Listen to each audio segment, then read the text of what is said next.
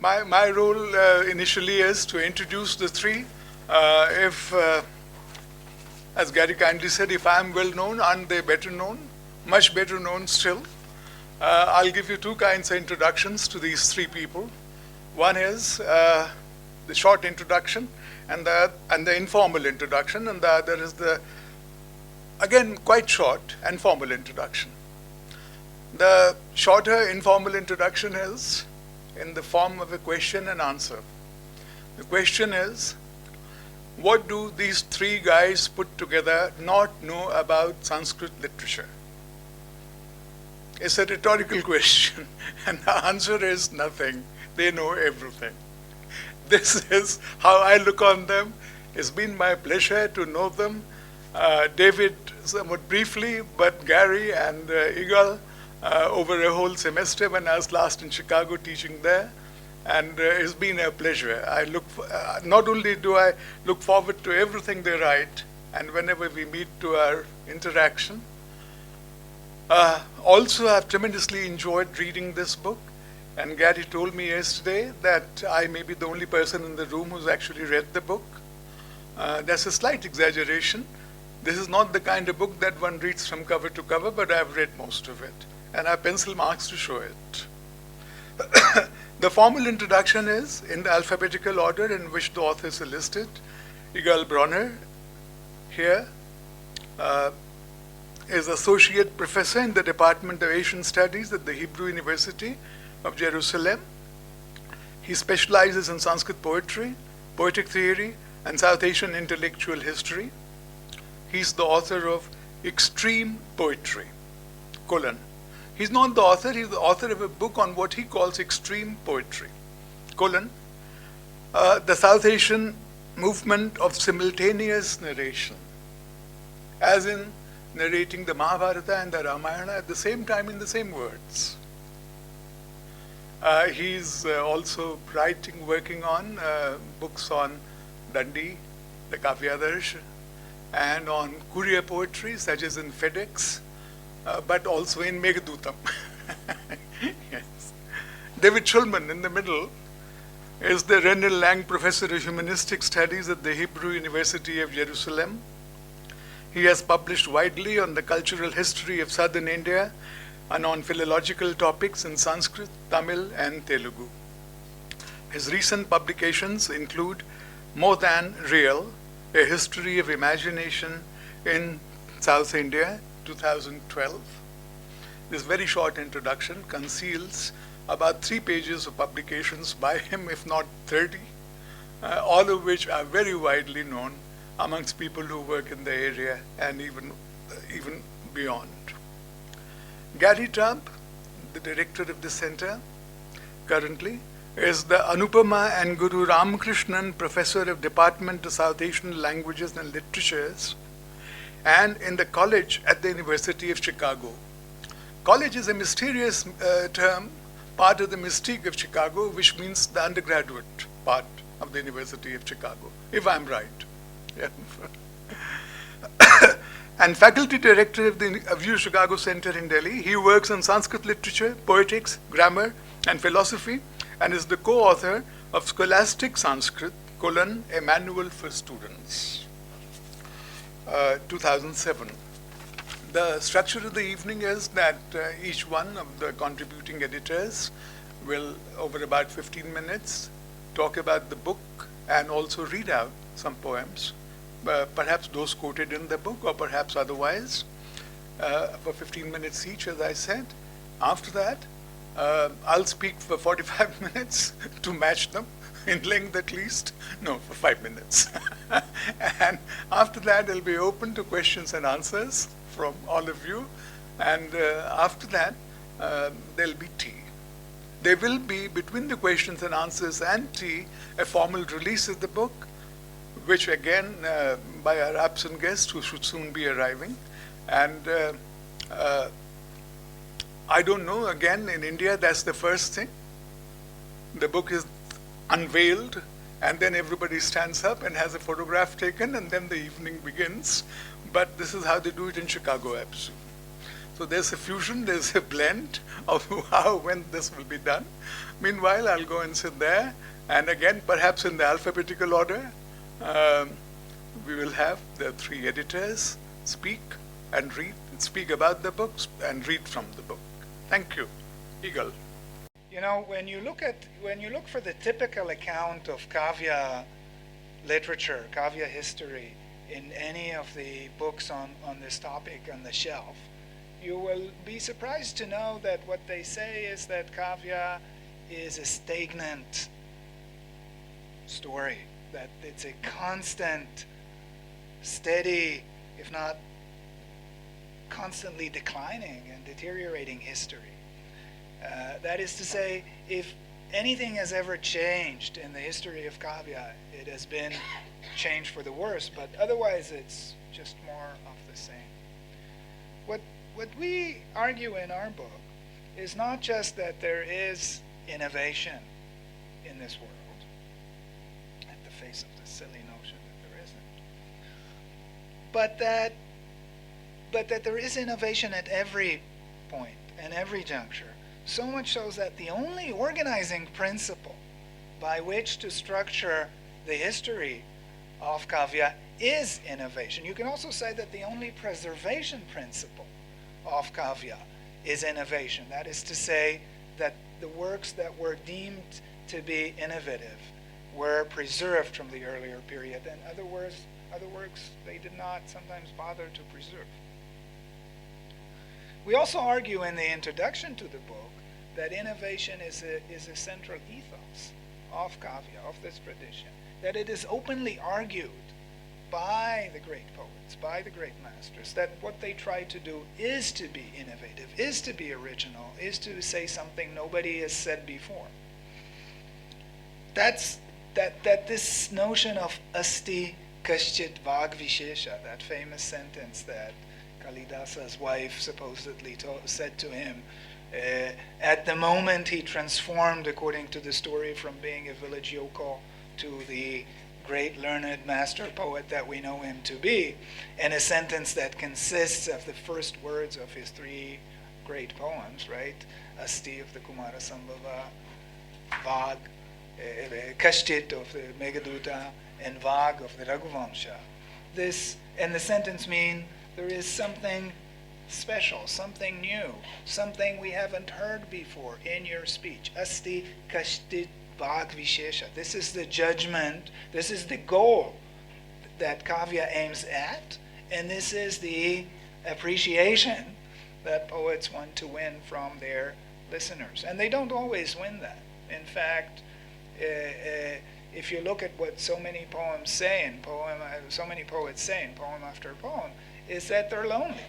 That this ethos of innovation calls for some loneliness, a kind of an inherent loneliness of the poet, because what he says is so new that maybe nobody has ever said anything like that, and nobody can understand that. So as one of the poets we quote in the introduction says, you know, pedestrian poets are there like barking dogs in the village. You know, they fill the place, but a real true poet is rare as a sharabha, this kind of mythical, rare, unique, never seen beast. And this sense of loneliness is also very central in the alienation almost in the poetry of Bilana, of whom I've written in one of the chapters of the book. So I want to read to you two poems that have to do with this sense of innovation and loneliness from two different aspects, and also these poems represents the major contribution to the book of my two esteemed colleagues. So one of them is Bhavabhuti from the 8th century, who belonged to this group that Gary has called the Kanauj group, or the Kanauj moment in the history of Kavya. These are people who were influenced greatly by the poetry of Bana, and the description of them in the book is really the centerpiece of this massive volume. And Bhavabhuti says, "Those who scorn me now know what they know. My work is not for them. Someday someone will be born who shares my nature, for time is boundless and the world is wide. This is the sense of being alone on the road, as so many of these poets describe, the notion of the marga, of the road, of the path on which the poet treads alone. There's nobody before him, nobody behind him, but maybe one day somebody will be born to appreciate this work. This really, this call for like-minded, somebody who shares my nature, this is what embodies the call of the Sanskrit poet. This is really the meaning of the word sahridaya. The word sahridaya doesn't necessarily mean, as it's usually translated, somebody with a heart. It means somebody with a like heart, with a co-heart, somebody who can share my heart, somebody who can share my intentions. And so the poets are looking for a sahridaya, samahridaya, sahridaya, somebody who can be like-minded. And take a look at this poem, take a listen to this poem from Murari. I'll read it first in Sanskrit and then in the translation that represents one of the most beautiful chapters in the book by David Shulman. So this is a poem that doesn't speak necessarily or on the face value about poetry. It speaks about bees and flowers, but as you can see, it can lend itself to this appeal to the critic to recognize something that is truly fresh, that is truly new. Okay? So, vikasita sankuchita punar vikasvareshu ambujeshu durlaksyaha kalika katayati nutana vikasanir maduliham arkaha. The bees, by close attention, reveal what no one else can see. Which of the unfolding lotus buds are newly open, and which have already opened once and closed and now open again? There is this special bee critic that Kavya is looking for, with this special discernment, that to see what nobody else can see, right? Nobody else can see that. So I think this is what the book is about, and this is how it is structured. And what I want to add here, in what we could have maybe stated stronger in the book, is that the theory that accompanies Kavya, that is Alankara Shastra, the poetic theory of Sanskrit, is very different from the theories or the shastras that accompanies other shastras in the classical Indian world, in the sense that if the other shastras all, there's plenty of innovation to go around in all these shastras. I'm not saying there isn't. But the main ethos of these shastras is to deny it and to pretend that what they're doing, however innovative it is not new. Whatever anybody has said is just a summary of what was said before, and that summary is a summary of a crore of verses that Brahma handed out to Indra. It was summarized to a lakh of verses by Indra, and then it somehow got lost and recovered, and what we have now is a short work on this topic or that topic. But not so in Alankara Shastra. In Alankara Shastra, what we see is, first of all, an attempt to explain innovation. So you could say, in some ways, that this is what Alankara Shastra is all about, is to explain how innovation works in poetry. Anandavardhana, the famous 9th century theoretician from Kashmir, said that what his new concept of Rasadwani does is explain precisely how Kavya is rejuvenated, tree-like, in a cyclical year cycle, because although there's this fixed set of topics in Kavya, every poem or every good poem manages to reinvent poetry precisely by its use of what Anandavardhana discovered, which is Rasadwani. Again, his own discovery. He puts his neck out. He sticks his neck out and says, "I discovered this. Look at this." And people criticize me, and they say we're dancing around this new Dwani god and bowing to it. But no, this is my new theory. And other people had different theories. I don't want to, there are other ways of looking at innovation through Alankara Shastra. through the entire domain of figuration through alankaras, like Appaya Dikshita, my cultural hero in this world, the 16th century author.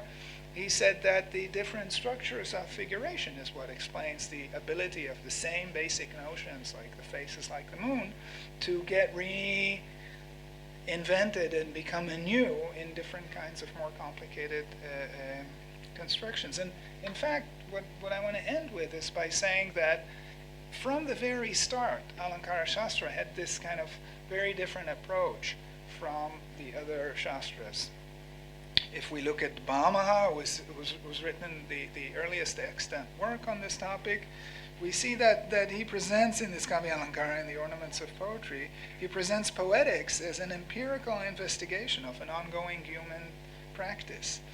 In contrast to the ideologies accompanying India's senior knowledge systems, logic, Vyakarana, Mimamsa, and so on, Bama never relies on the authorities of God, superhuman sages, external truths, or partly reserved divine edicts. Instead, he presents literature as rooted in the human realm, and its study as resting on the research capabilities, intellectual capacities, and good taste of people such as himself. Bama, I quote, the son of Rakrila Gomi. That's how he refers to himself. He takes credit, in fact, I quote, in having fathomed the definition of literature with my own mind, end of quote, and, quote, having discovered the law of ornaments, Alankara Vidhi. So this is a law. Other Shastras have Vidhis that were handed down, but he has discovered the law of ornaments, he says, which I have ascertained with my own mind and described with my own words. This is something very different. And if you look at the work of Dandin, his most important successor, who was even more open-minded, if I may say so myself, because I don't want to take sides, but I do. You see an unprecedented air of openness in his book, in the Mirror of Poetry, in the Kavya Darsha. What he provides is theory that is open because it is a theory of an ongoing practice. It is open because it welcomes new theoretical input, and it's open because it is a theory of a practice where there is a central ethos of innovation. So the list of ornaments is open. Every ornament has unlimited number of subcategories, of which he discusses only a few. Every kind of language structure can become an ornament. Causality can become an ornament. Swabhavokti, the description of things as they are, can become an ornament. Every dosha, every poetic flaw is an ornament waiting, is a guna waiting to happen, or an ornament waiting to happen. And so let me just conclude by saying that I hope this book, this new book,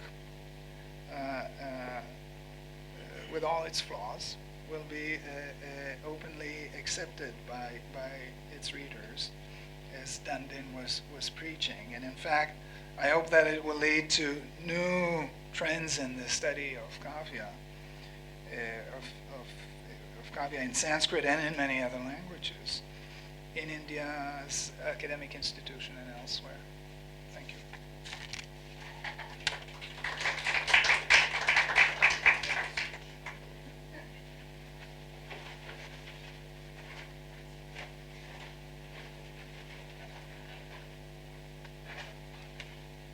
Interest of having a chronological presentation. Chronological not in terms of the age of the three co-authors, although I think it turns out that way, but in terms of the chronology of the Sanskrit authors that we each want to talk about, because one of my main interests has been in something that my very young colleague Yigal Bronner just referred to as the influence of Bana, the great 7th century poet Bana Bhatta, as a sort of turning point in the history of Sanskrit literature. In looking at the history of innovations, we tried to be very attentive to what Sanskrit poets themselves had said about their own predecessors and models, and we found time and time again the name of Bana coming up as an important originator of a new movement in Sanskrit poetry marked by boldness and something worthy of emulation. So I wanted to say a few words about that history. But let me first say something about one of Yigal's etymologies. He explained quite correctly that the term sahridiya, referring to a qualified reader of Sanskrit poetry, doesn't mean simply someone who has a heart, but someone who has a similar heart. And this is quite true. I just wanted to add that since, as Yigal has shown better than anyone else in his book Extreme Poetry, Sanskrit words can have many different meanings, a slightly more extended interpretation of sahridiya would be to translate it as having a heart that is with it. And to have a heart that's with the poetry can itself have more than one meaning. One meaning is to approach Sanskrit literature sympathetically, with a sympathetic heart.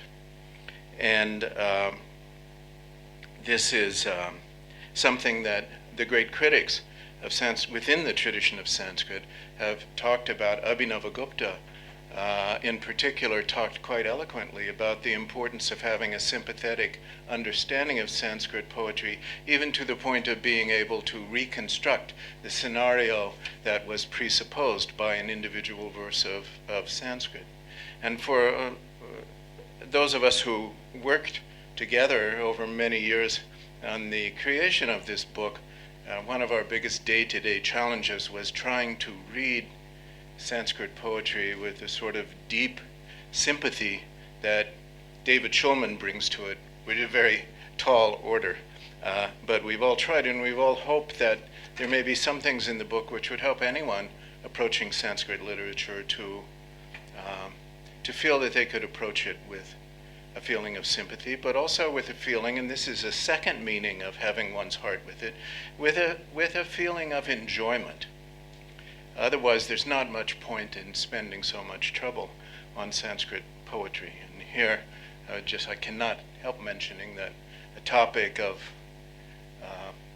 that has received considerable press in recent days has been the question of whether our close colleague, someone involved with the University of Chicago for many years, Sheldon Pollock, the contention that he didn't actually find much of value in Sanskrit literature, which any of us could, including Professor Trivedi, could tell you is a grave misconception in itself, based, for those of you who do know something about Sanskrit, on taking his Purvapaksha as if it were his Siddhanta.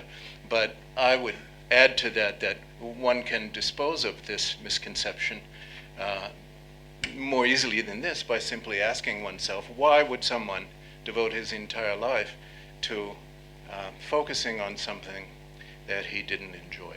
So we hope that our work, like his, can help people find more ways of enjoying Sanskrit literature. Now, Yigal has mentioned the role of Bana, and as I've said, many of our poets have mentioned Bana as a great model for them. Yigal quoted a verse by Bhavabhuti among the verses that we dealt with in which poets talk about the paths they tried to follow. One of them begins, Bhavabhuti, this is the playwright that Yigal was talking about, Bhavabhuti rediscovered it long after Bana walked it every day. And then it goes on to mention other poets who walk the same pathway until finally saying that this road is still open to someone with real talent is our own great good fortune. The author of this poem is a member of an important group of poets who, together with Bhavabhuti, were among the early followers of Bana, and who self-consciously tried to produce poetry that shared in their own minds some of the qualities that they found most important in Bana, which they described most often by using the word boldness. And so one of my tasks was to try to figure out what they meant by boldness, what was new and bold in the poetry of Bana. And before I say more about that, I'd just like to say something briefly about this history that begins with Bana in the 7th century. Bana himself came from what is now Bihar, And there are ways in which one could talk about the path of Bana as extending all the way from him into the present time. One of the best known of current Sanskrit poets, whose poetry in Sanskrit has been published, is in fact also from Bihar, and that is our still absent but not for long guest of honor today, Professor Karan Sharma, who is a fine poet in Sanskrit and who knows a great deal about the poetry of Bana.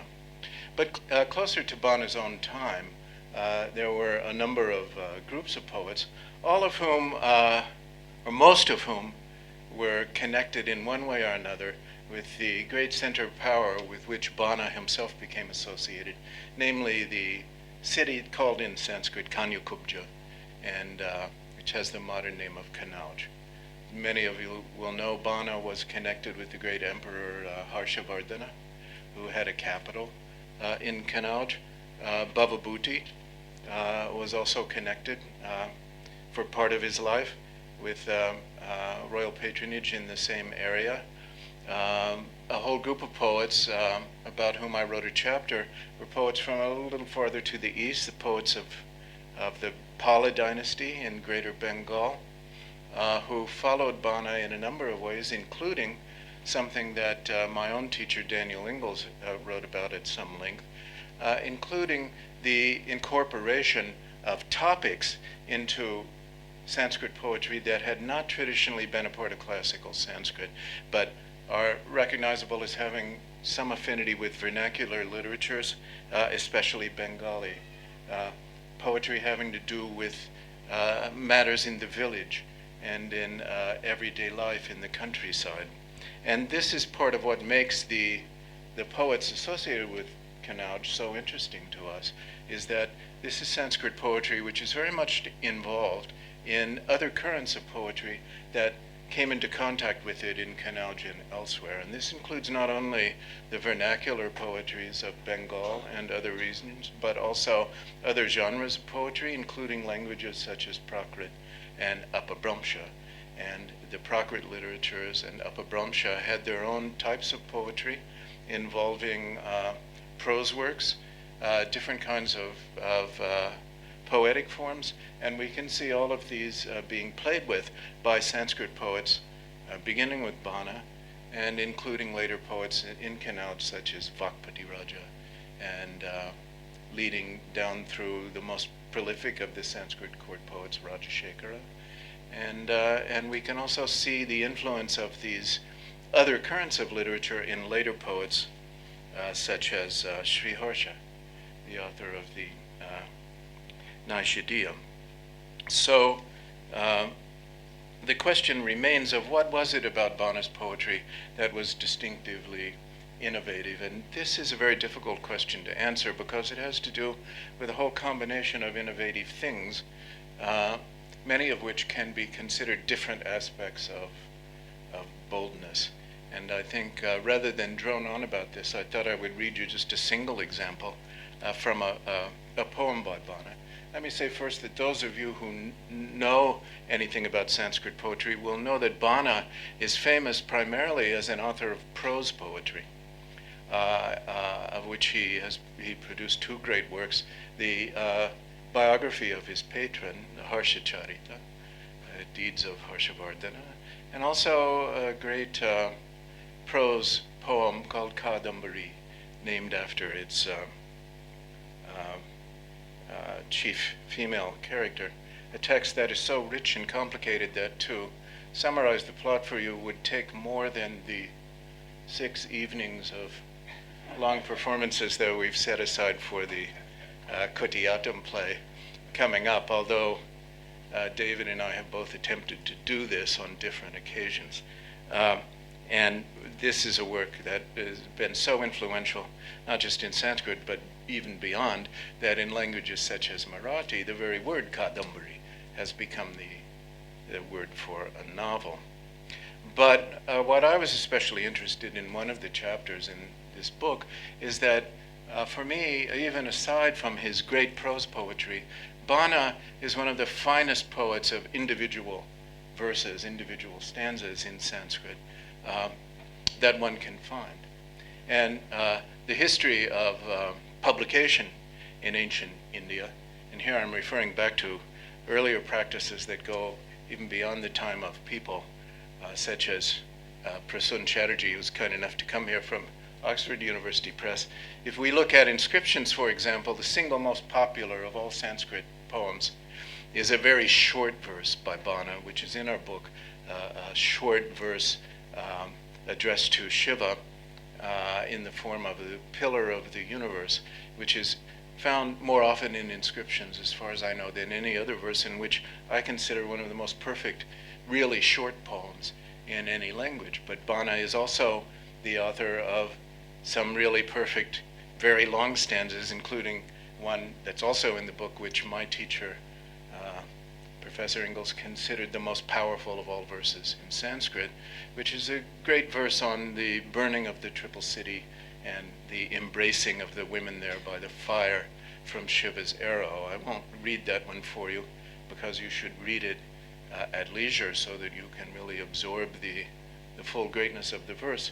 I will say simply that this verse, like many others, was until recently not even recognized as a verse by Bana, but was well known to all readers of Sanskrit poetry because it occurs as one of the opening verses of an important collection of Sanskrit poetry, the Amarushataka, a century of verses on the topic of aristocratic love. And we know that the verse is by Bana only from a trustworthy ascription to it in the oldest of the existing Sanskrit anthologies, which was rediscovered not so long ago outside of India, and which has shown us that many famous verses that had been thought to come from various anonymous sources are actually by Bana. One collection somewhat like this, in which all of the verses are said to be by Bana, is one that I'll quote a single verse from and then stop, and that's another century of verses which is devoted to the goddess Durga, and very specifically devoted to describing her in the single moment in which Durga takes her trident and plunges it into a demon known as Mahishasura, the buffalo demon. And so this is the form of Durga which many of you know iconography as the Mahishamardini form of the goddess.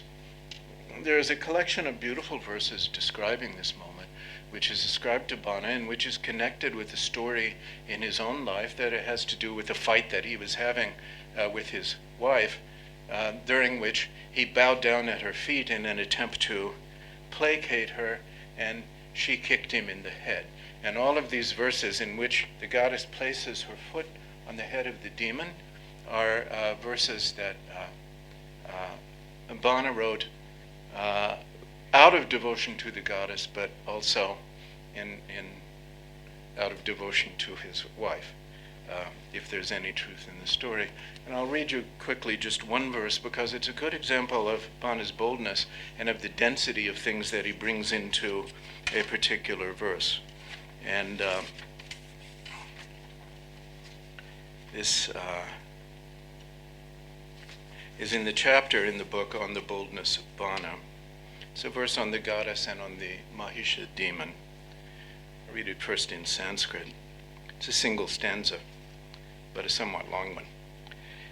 Padavashtambhanamri krita mahishatanor ullasat bahumulam shulam prolasayantyaha salalita vapusho madhyabhagasya devyaha vishlishta drishtonnata viralavali vyakta gaurantaralas tisrova pantu rekhaha kramavasha vikasat kanchuka pranta muktaha.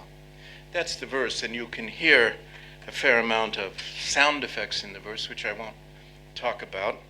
I won't talk about the ascription of this tendency to the Bengali style of Sanskrit poetry.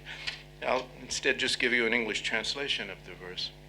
When the goddess plants the pillar of her foot on the buffalo demon, making his body bow, she stretches her own body, armpit flashing, to brandish the trident. And in that step, The edges of her bodice gape, exposing 3 white lines, quite distinctly revealed as the folds at her waist, with their prominent ridges, spread open. May those 3 lines protect you. I'll say something briefly about what's going on here. To understand the image at work in the verse, it's important to have, first of all, a clear image in mind of the iconographic situation, which many of you, as I've said, will know. The demon is scrunched underneath the left foot of the goddess, who is holding the prongs of her trident down low near his body. The trident has a long staff.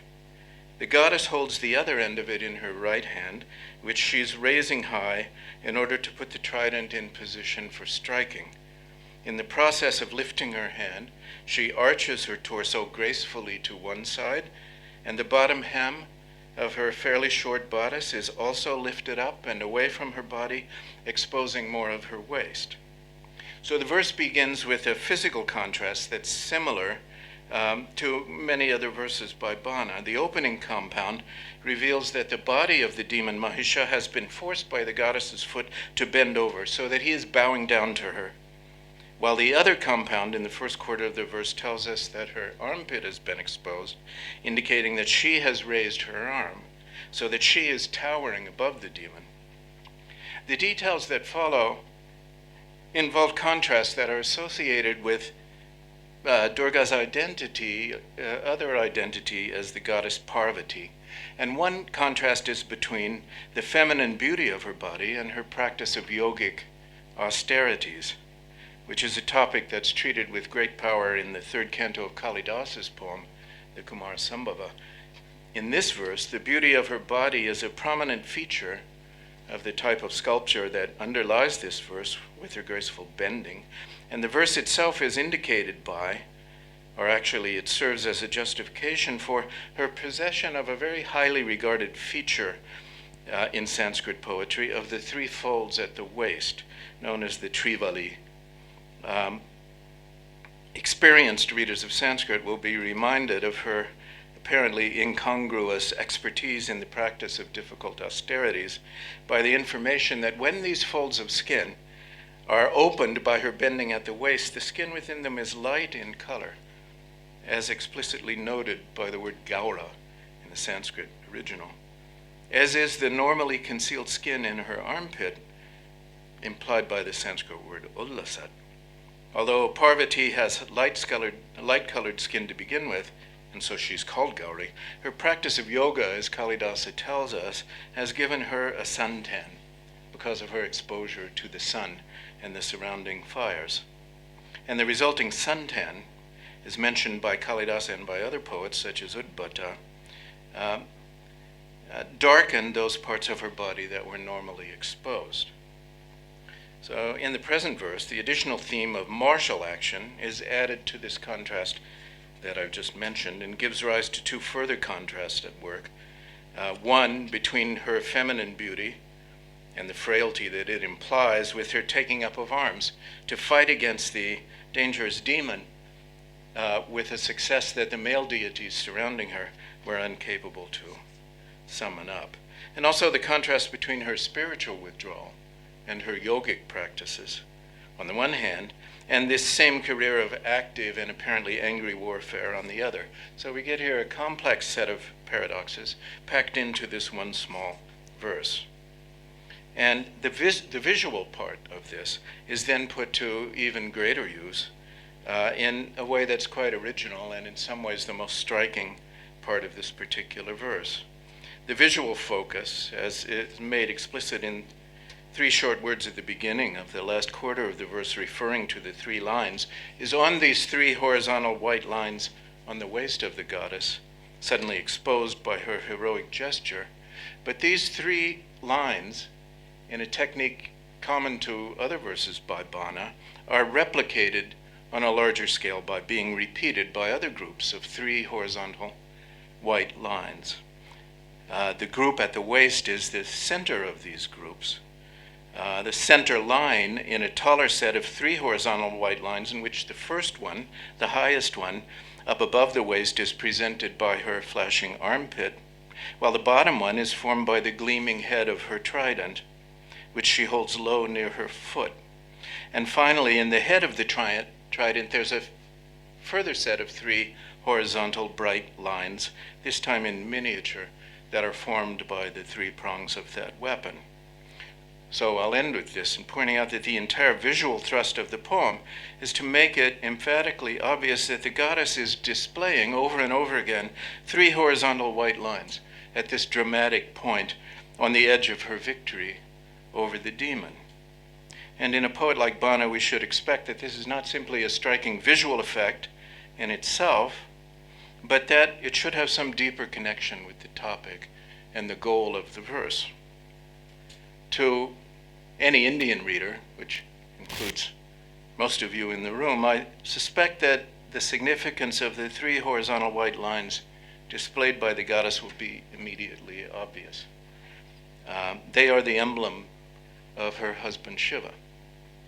The famous set of lines called the Tripundra, which drawn with white ashes on the forehead and on other parts of the body by those devoted to him, and used in countless other settings to mark an allegiance or an association with the great God and with his power. So this leaves us with the delectable question of what motive Parvati herself might have had in showing this emblem, whether to express her own solidarity and association with Shiva, or to generate a device through which to direct his grace upon the reader, or perhaps to slyly tease her husband for his absence on the field of battle by indicating that she is now doing what the male gods in the vicinity should have done, or perhaps simply as a Shiva version of showing the colors at this crowning moment of triumph, or any combination of these or other motives which might have occurred to a Shiva poet such as Bana. And so I leave that to other readers of the verse to savor. But I simply point out that the verse serves as a good illustration of several types of boldness that one might find in Bana as something that might have interested later poets. On a verbal level, it puts to good use phonetic devices, various kinds of rhyming and alliteration, to emphasize the connection between the visual components.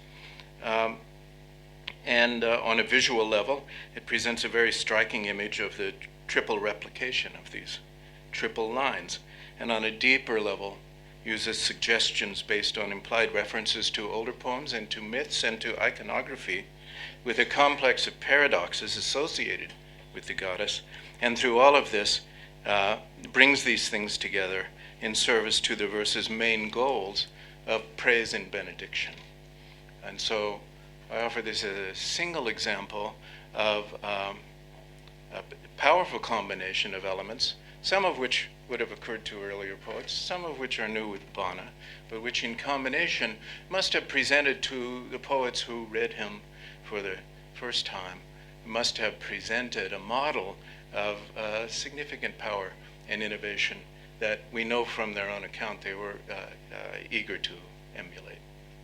So I'll stop with that and turn things over to David. It was certainly not an easy book to produce, and because we have Prasoon here from Oxford University Press, I want to take the opportunity just to repeat what Yigal said and to thank the press and everybody who was involved in the production of this book for what was really a very daunting task. And there must have been something like 300,000 diacritical marks, and every one of them had to be in the right place, and it was not so easy to put it all together, and with the beautiful cover that you see displayed here. So our thanks to you for that.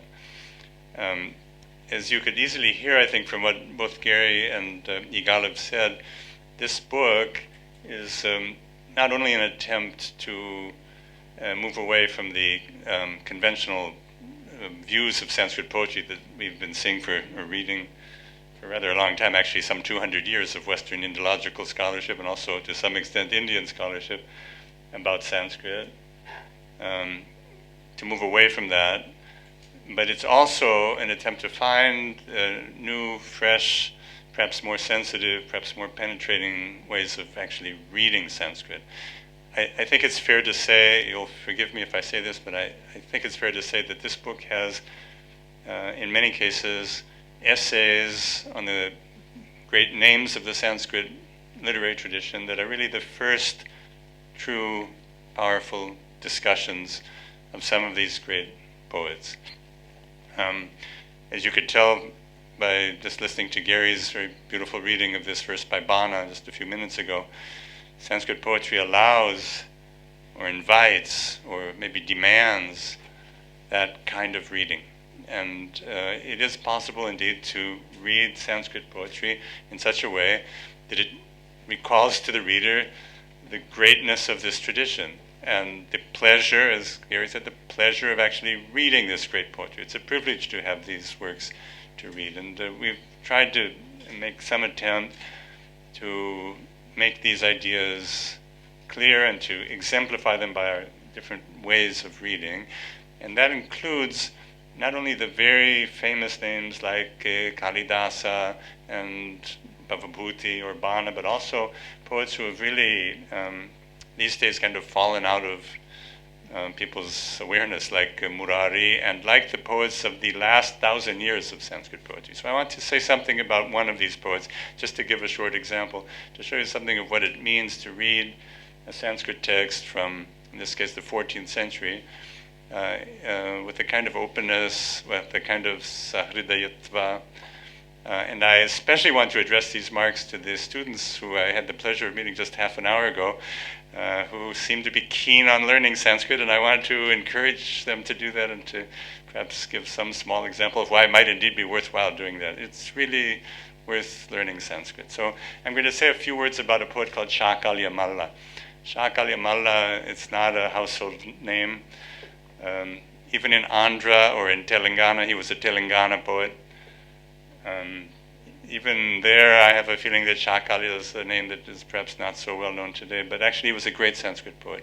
You know, the conventional wisdom, as Yigal said, is that Sanskrit poetry kind of deteriorated, and it's a long story of kind of decline. This is a very foolish idea.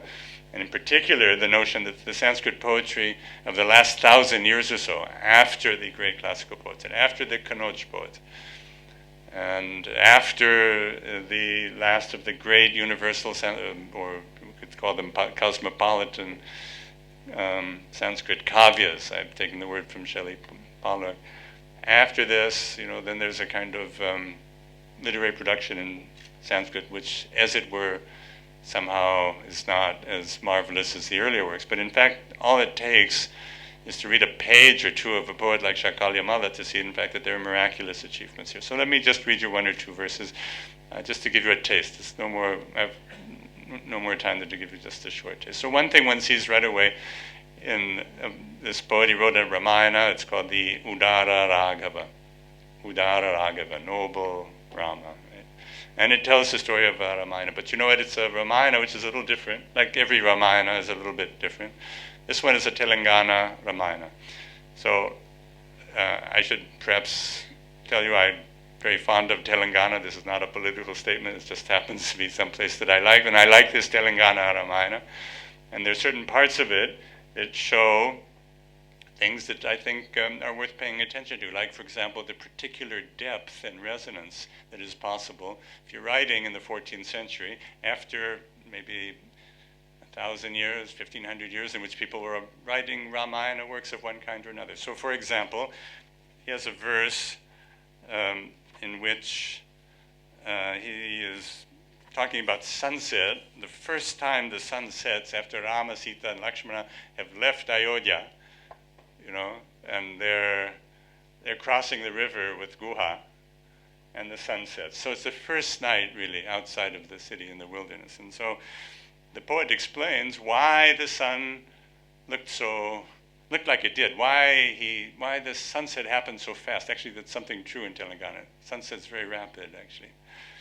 So he says like this, he says, Atta Pashchimadrim Agamadruchampatihi, Paripurlahallaka Dalarunatchavihi, Aparecha Mangshu Nimi Mangshu Rambudhao, Varunaya Shansitu Mudara Raghavam. So even if you don't know a single word of Sanskrit, I would begin to hear that it's a rather beautiful thing to listen to. There's a music in it, right? So what this actually means is that the sun, the Lord of Light, glowing red like the unfolding petals of the lotus, reached Sunset Mountain. He was hoping for a quick bath in the western sea. but there was a reason for that. He wanted a quick bath in the Western Sea where he could tell Lord Varuna all about noble Rama, Udara Raghavam. In other words, this new Ramayana book, which has just been produced by Shakalyamala, who's telling us the story. This is his sense of his own importance and in the freshness and beauty of what he was doing. He imagines that the sun sank into the ocean very quickly because he wanted to recite this poem, namely his poem, to Lord Varuna, because then the god himself would feel that really there's something very fresh and new about it. It's a good example of this sense of innovation that is part of Sanskrit poetry. So that's what we would call a kind of self-reflexive or meta-poetic statement. They're very common throughout Sanskrit. It's a basic thing in Sanskrit, more so as time goes on. Actually, Yigal and I wrote a paper some years ago about a particular Sandesha Kavya, one of these FedEx messenger poems, in which we kind of tried to articulate a principle, which was that what is lost perhaps in the horizontal expanse of a readership in Sanskrit, because the early poems, Kalidasa, Bhavabhuti, Bana, these poems perhaps were read throughout the subcontinent. So what is lost in the horizontal reach, when you come to a poem like this, a Telangana poem, which was probably read only in Telangana, what is lost is made up for by an increase in depth. And that depth depends upon these tremendous intertextual resonances which are possible at that time. So for example, here's one which will be familiar, the idea will be familiar to some of you. This is at the moment when Rama has just announced to Sita that he's going to go into the forest for 14 years. He'll be back in 14 years. She should wait for him patiently in Ayodhya. Right? And Sita says to him, Ramayana niha puratanani puratanebhyo bahusha shrutani nakwapi vaideha sutam vihaya ramovanam yata iti shrutam me. He said, there are many ancient Ramayanas passed down by the ancients. I have never heard of one where Rama leaves Sita behind when he goes to the forest. So anybody who's ever read a Ramayana, he's saying to Sita, or she is rather, sorry, Sita is saying to Rama, I'm coming with you no matter what. That's something which was known also from the Adhyatma Ramayana, but it fits into that kind of self-reflexive, playful depth effect of a poem like this. There's another thing, just to give you a taste of what I want to call figures of grammar. This poet, Shakalyamala, he has the most astonishing range of grammatical knowledge. So if you know Sanskrit, of course, that's one thing. You have a certain pleasure in seeing these very peculiar, rare forms. I'm going to read you just two verses. There are people in this room who know Sanskrit well, maybe will appreciate these figures of drama. For example, that moment when Rama and Lakshmana and Sita are they're walking into the forest. Then the whole city of Ayodhya is going with them, right? Thousands of people are walking with them. So it comes to a point where Rama turns around to them and says, this is enough, far enough, go home. You should go home, he says. But he says it in a rather amazing Sanskrit. It's not the kind of Sanskrit that somebody would ever have spoken, that's for sure. It's the kind of Sanskrit that a very learned and playful and creative Telugu speaker in the 14th century might have thought would have been amusing or interesting, fascinating perhaps to his readers. So Rama says to them, and for those of you who know Sanskrit, here's a little puzzle for you can tell me what the dhatu roots are of the imperative verbs that he says.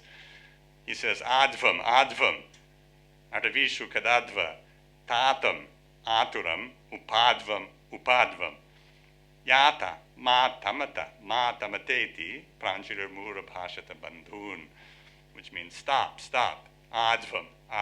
The forest path is hard going. Comfort, please comfort my grieving father. Go now, don't exhaust yourselves further. Rama entreated them, his hands cupped before him. All right, those of you who don't know peculiar forms of the Sanskrit imperative, you can just let this pass, but I can tell you that it's a very unusual set of verbs, and to make the point in a way that everybody can understand, even if you don't know a single word of Sanskrit. So here's a description of nightfall in the forest, and it goes like this: Paluka eko bahuda jihike, rundadbhir enam shunaka bubukke, vaneshwakula haladir nadike, valmika linaihi panibhihi papakke. So what that means is that there was a lone bear. A bear was growling on and on. Jihike. Maybe there's somebody in this room who's heard the word hikkate, but I don't think I'd ever seen it before. Jihike. And dogs were barking all around it. Bubukke. And the din filling the whole wilderness and that din of this barking was filling the whole wilderness where snakes were slithering through their anthill homes. Papakke. That must have been a verb like pakkate, something like that. Right? This poem is filled with the most astonishing, arcane, and incredibly beautiful grammatical forms. I could go on for this a long time. Don't want to take the time that is left because we'd like also to have some discussion. So I'm just going to read you one more final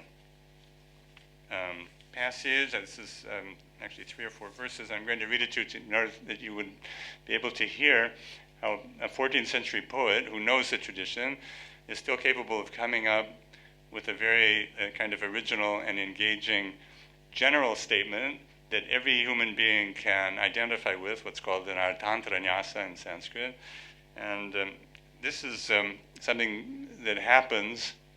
You get to hear the poet's own voice. He's telling us this. He's describing the moment when Rama, the young boy Rama, has just broken the bow in Mithila, Shiva's great bow, snapped it, and there's a huge kind of cosmic cataclysm with enormous kind of cracking, falling sounds, and it's a kind of scary moment, so scary that something actually happens to the goddess Parvati sitting on Mount Kailasa. So here's what the poet says. I'll read it to you only in English, although I have to say that the Sanskrit is unusually beautiful, but I'll read it to you only in English in the interest of saving the time. So he describes this moment at some length, and then he says, herds of deer stampeding, trees toppling, peacocks tumbling, Parvati, alarmed, shrinking into a cave on that mountain, fell into Shiva's embrace. And he was so overcome at the touch of her taut breasts that he happily conceded the loss of his bow, which this little boy had just broken, right? Now here comes the artantranyasa. That's how it is with lovers. They don't worry about expense. So, listen to the freshness of the statement. Could have been said by somebody in Delhi this afternoon, actually. Just think about it. So that was one short example. This is one poet from the 14th century. The truth is that we must have, I don't know, at a conservative estimate, probably 80,000 remarkable works in Sanskrit produced over the last millennium or so, and 99% of them unread today. And you can see the kind of treasures that await a person who's prepared to begin to read these texts. And it was at least some part of what we were hoping to do in this book to make that kind of literature accessible and available again. So thank you very much. We've also seen live this evening their devotion and their own enjoyment of what they're working on, what they're writing about.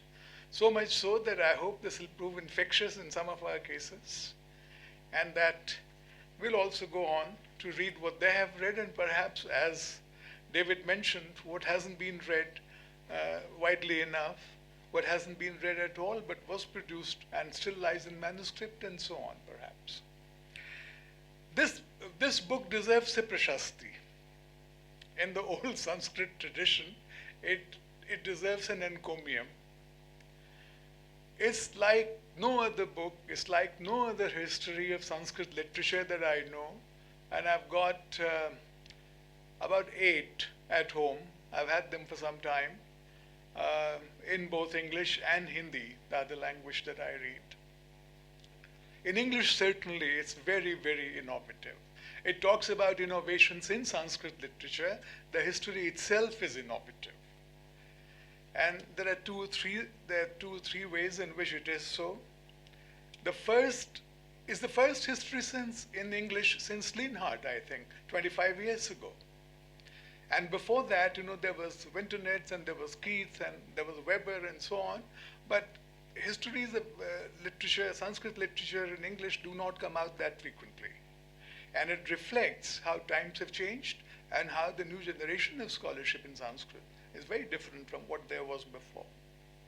But one thing, it's extremely sympathetic in the sense of assuming the same kind of stance towards reading that people here have assumed, the best of our readers here, not everyone. The words Sahriday and Samanadharma were used, and this is what they are. They have when reading Sanskrit, they display the same kind of heart for Sanskrit as we do, the best of us, not everybody.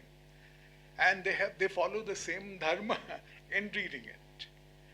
As Yigal quoted, the famous verse by Bhavabhuti, Utpatsyate tu mamakopi samana dharma, kalo hiyam nirvadhir vipulashi prithvi. In this vipula prithvi, in this great expanse of the earth, they are located far away from India. And yet, so far as their sensibility is concerned, so far as their appreciation is concerned, they are here in a way that not all of us are here. This I find extremely remarkable. What in particular I found innovative in this book, let me take just two examples. One has already been mentioned by Gary, Bana.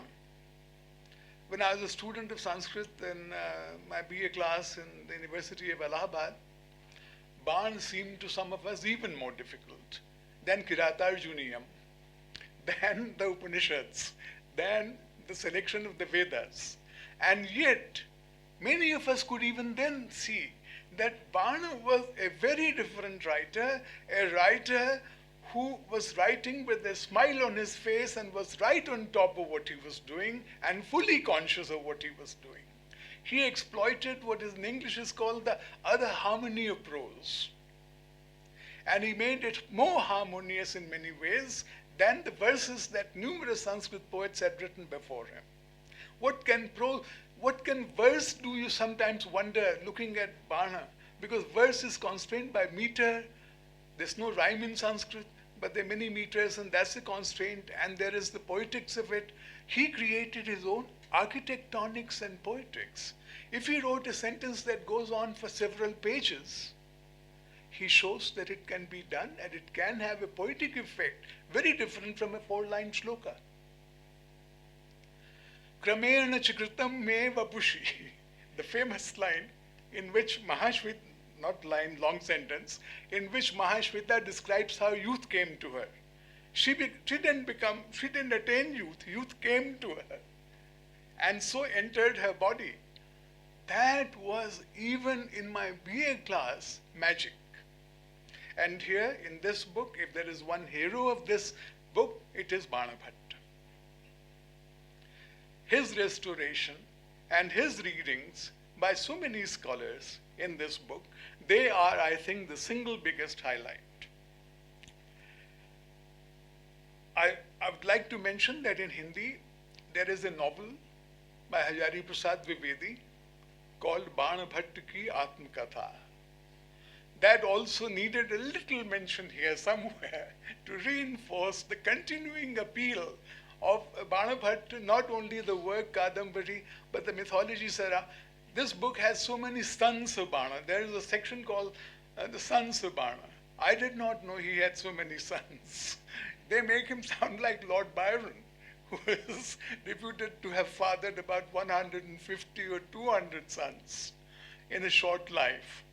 But the sons that they mention, there's a whole lineage that they establish of what Bana did, and one of them is Bhavabhuti, surprisingly, but persuasively in the kind of argument they make. This Bana did not exist before. This is an innovation of reading and interpretation that we have here. The other innovation, which may have been mentioned but only slightly, I need to highlight it, I think, is that the empire of Kavya, Sanskrit Kavya, has now been expanded through this book to some other languages. There are discussions of Kavya in Tibetan, the discussions of Kavya in Kakavin, in Java, and there is a discussion of Kavya even in Braj Bhasha Hindi. These certainly are new in terms of Kavya. So this book is like no other history, as I said, that I have read, and I have read a few. Why have I read so many? Don't I have something better to do? It's because I'm writing one of my own. That's the best motivation.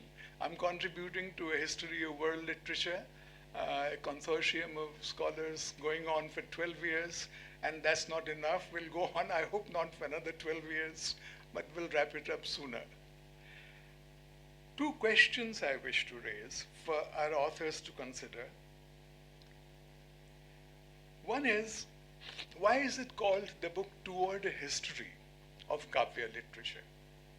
I thought the word history, at least in academic circles, had been almost discarded. Even Sheldon Pollock, and I fully support what Gary said. Let's all fully support and vociferously support what Gary said about Sheldon's magnificent contribution. And for any kind of allegation against his not finding value in Sanskrit is immediately refuted by anyone who knows any of his works and the great service he has done.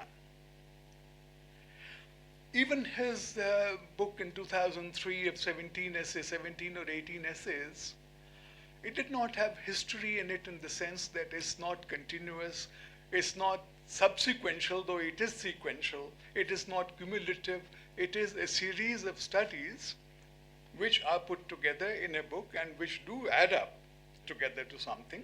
But that old master narrative is gone, I think. In history, Dipesh was here recently talking about the profession of history, and even in literary history, I think. And this is the new pattern. So towards an innovative new kind of history, perhaps, not the old kind of history. The other question that I wish to raise is about the term Kavya. For the last 40 or 50 years, I have taken a tremendous distaste to the word Kavya. This is for the reason, they use the word Kavya in a sense that is not what I have taken a distaste to. But allow me for a moment to tell you what I do not like about the use of the term Kavya. I'll quote from two historians of Sanskrit literature. Winternitz, still thought to be the greatest in some ways. What is Kavya? Kavya is not all poetry for these authors. Kavya is not all literature as it was in Sanskrit. Kavya is a Western invention. Kavya is a Western category. I do not find it in Sanskrit. I do not find it in Hindi. What they mean by Kavya is something far narrower than what most of us mean by Kavya. And what they mean is something like this. Winternitz says it's an accumulation of similes and fascination for long, winding descriptions which occupy so much space that the subject of the poem disappears into the background. Artificial, internally rhyming, and artistically constituted meters, the use of rare words and long compounds, strange play of words, strenuous efforts made throughout to express nothing in a straightforward way. This is Winternitz, who is revered as a historian of Sanskrit literature even here. This is what he thought of, what he devoted 3 volumes to. And also Keith. He said that Magha, who's praised very highly here, and who's read in a way that I think is utterly illuminating. Keith said that Magha produced, I quote, absurdities and the most tasteless grotesqueness. Then he said, another poet, I will not name all the poets, was dreary and uninteresting. Any trace of poetic thought is hard or impossible to find. Another was too deplorably unpoetical to be a tolerable writer. And so on. This is what they have meant by Kavya. Sheldon Pollock, in the introduction to his 2003 volume, has compared what he means by Kavya to the American new critical term, the verbal icon. And that too, that's a great advance. And I mean, they're not on the same planet. These two and these three here and Shelley. They're not on the same planet, thank God. But even verbal icon, I think the word kavya needs further discussion and reappropriation from the older Sanskrit scholars to the very positive sense, to the very detailed appreciation of this kind of literature that the new scholars are bringing to it. So I looked for some sustained discussion of Kavya here, and I do not think, I mean, as I confessed, I haven't read the whole book. I've read about 90% of it. I did not find it. There's something in Tikkun, right at the beginning, about this, about Kavya and Mahakavya and so on. But that will be a great contribution, and that will, for me, settle something that's been rankling within me for a very long time. All right, so I have the privilege of presenting